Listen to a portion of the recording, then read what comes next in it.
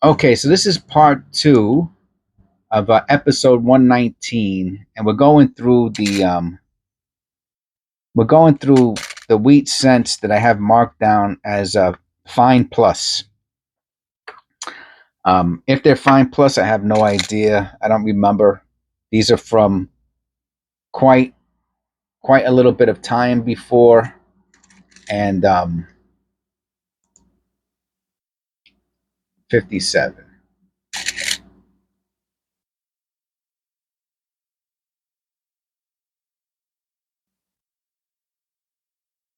But oh, here we go. Is that a filled B? Oh, all right, we got something. How much is that worth? I don't know. I see him going for $5, right? Because it's really like a die. What's that? A die chip. 45. Huh. Oh, double M.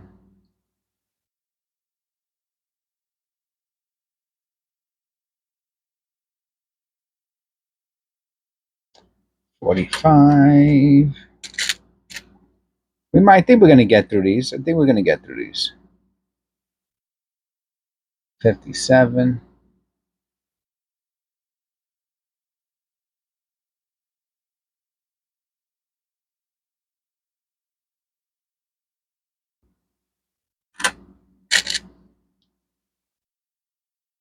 So what happened was when I was going through I had about like 4.5 pounds of wheat cents, right? I mean, you can watch the video. I have a playlist and wheat cent playlist, and you'll see all these. You'll see all of these in there. These were the nicer ones, right? So I put the ones that were nicer into this box, and I just left them there. I never looked at them again, and you can see the condition's nice on them. What I didn't know back then is that they're not really valuable, um, unless they have an error or they're a variety.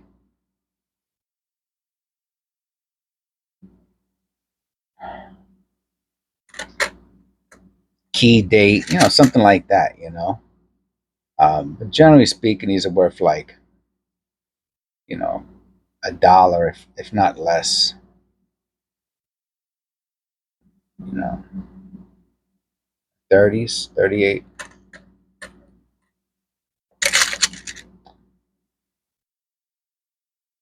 Oh, a 54S. Huh. A 54S. Wow, what's that doing in here? Probably not worth anything, I guess. I'm gonna have to look at that under the loop though, just to make sure. There's nothing on the mat for 54S.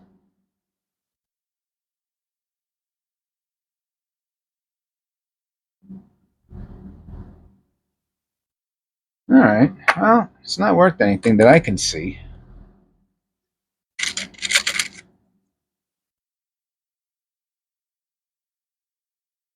$37.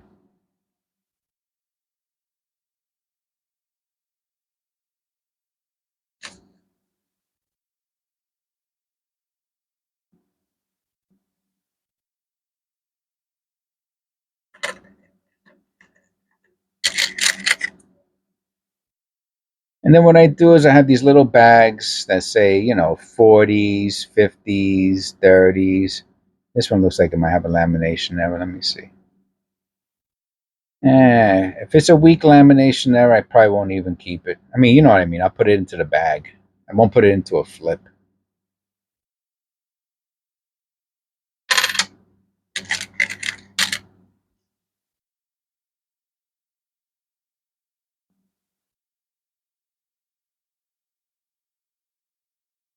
$41. If there's a double die in the obverse, it's a key variety. And I guess they mean, usually when they say double die, they're talking about some severe doubling. Like you could see two of the date or something like that. But if I do see a little extra,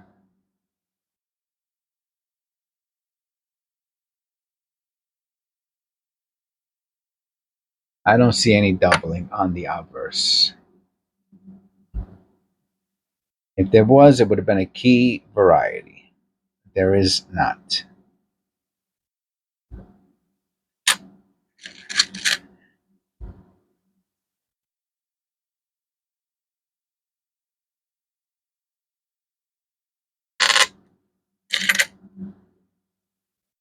Now, unless we find some really interesting stuff to slow me down, it looks like we should get through this. The rest of these, not the ones in the bag, but the rest of the ones in the box. We should get through this in this one episode. I think we can. I think I can. I think I can. I think I can. 41. We're looking for the double die again.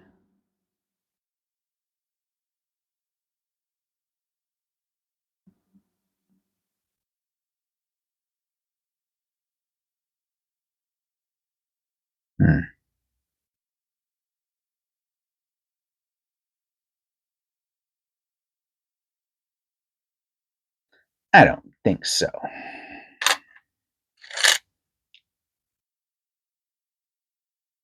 But, this is part of the process because I know everyone out there has a bag of pennies that you put those cents to the side that one day you're going to look at them. Hand on the Bible. One day you're going to search through you're going to really look to see if there's anything inside that bag. Well, this is my day. 4 months later, I'm looking through the box. And we did find a couple interesting things in there. There might even be a die chip in the 9. Oh, there's a die chip in the B. All right. So because I found something with a die chip before, but all right. We'll see. Maybe I'll put them together.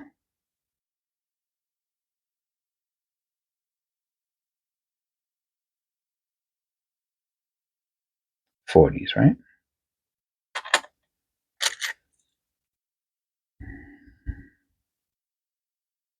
Now, what I should do is make, what's that? Why is it always in the dirt that there's something interesting? That annoys me. And don't tell me that the space between the R and the U. Let me look at it. What's that? A 40, a 45? I know I have 40s here. Here's another 45. Let me see. Let's look at it together.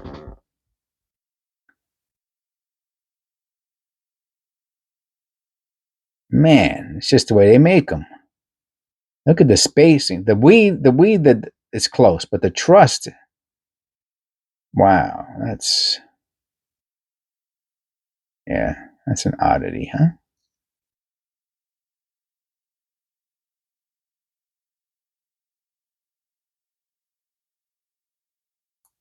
All right.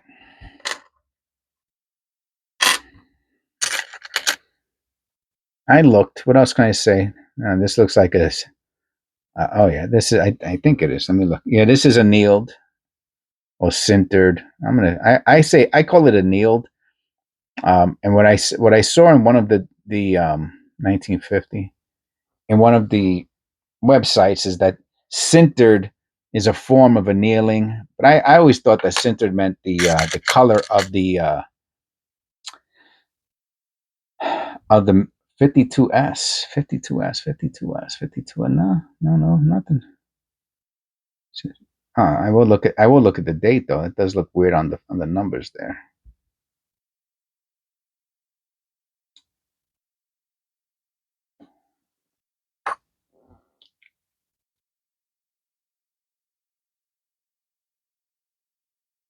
Nah. 52S. Yeah, so to me, sintered is the color of the scent, right? Like if the planchet the sheet that the planchet is cut out of, if there's an area of it that, you know, has discoloration as due to whatever reason, you know what I mean? Whatever chemical, scientific reason that part of the sheet metal is colored due to whatever reason, you know what I mean? That's sintered. Annealing has to do with the firing process, the hardening of the planchets, and what coats the surface, which is why if you try to clean it, you can't get it off because it's literally like cooked on or fired on to the surface of the planchet, and that's annealing. So that's how I always saw the difference between sintered and annealing. But I see the definition on a lot of websites for sintered is annealing. So I guess that's what it is. You know, so listen to them, don't listen to me. 5070, 5070. That is a beauty though, huh? I mean, if one of these is super duper nice, you know, I'll put it to the side. This one, let me weigh this. Actually, it looks actually like very, very beautiful condition. This is the nicest one so far. 3.1 on the nose. I will put this to the side. It is a very beautiful scent. I didn't realize that until I just looked at it now. That's a beauty. All right, I think we have enough time to get through these, so I don't have to make another. Yeah, that's post mint damage, 1949. At least it's not a. Well, you know what? I would take a damage key date over no key date, right?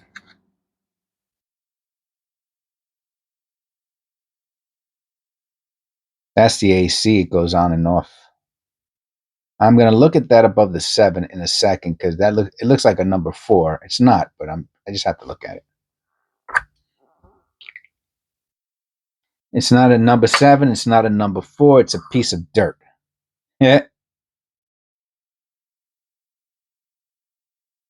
It's a piece of dirt, man. 30s, 30s. Yes, 37.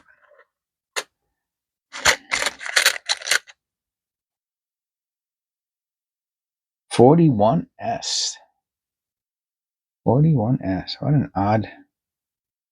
These are really odd scents. I'm gonna look at the date.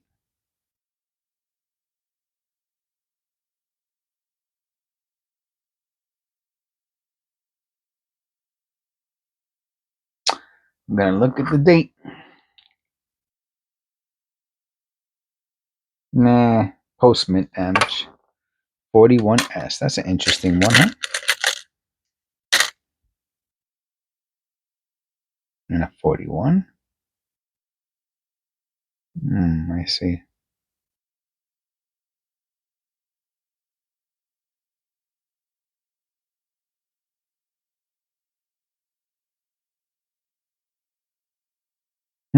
Little dent there. You see a little dent? Yeah. 41. And another one. And another one.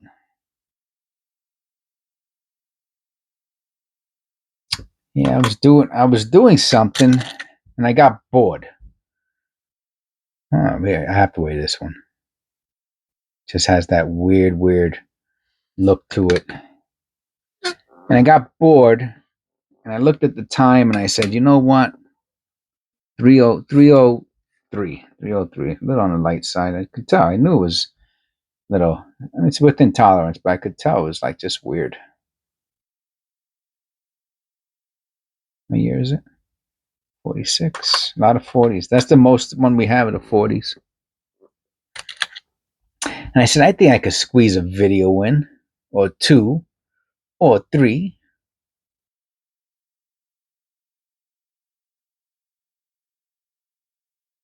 I'm going to weigh this one because it's the 42. And I probably should have been doing that. I don't know if that's the only 42 we had. 303 again.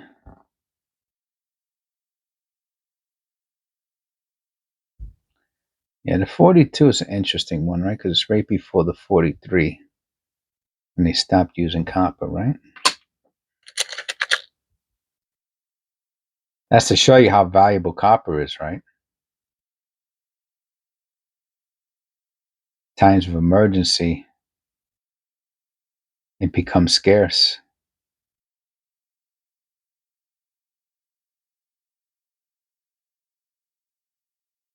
What year? 54. All right, we got a few more there. Another 54.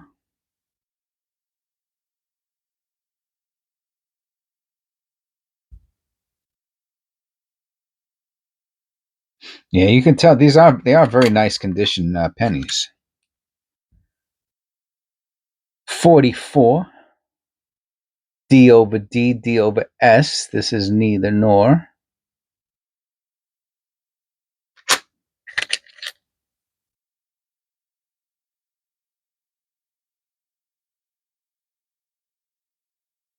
$41. Double die on the obverse would be the key variety.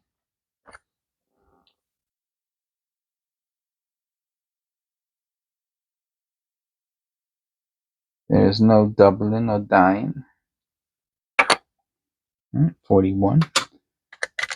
So many 40s. It's pretty interesting how there's so many 40s in here.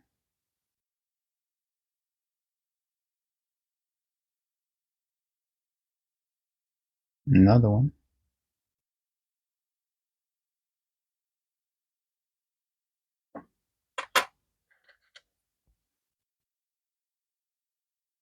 $53D.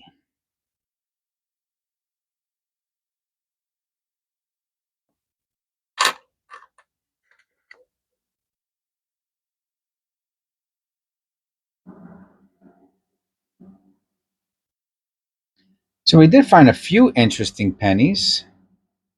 I'll make a couple short videos on it. I think there was only one really significant one. I mean, that I think has more value than the rest. This is pretty. 57. I'll show it at the end here, just as a reminder, in case you forgot since the first video. And it was one of the first ones I pulled out. You know what? I wonder if it was put there in this box by accident, because it was right on the top.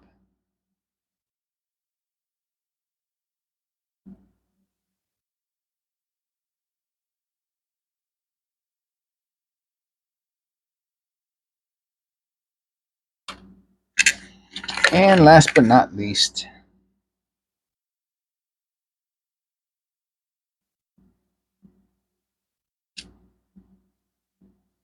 yeah, there's no reason for me to keep these inside of a special box.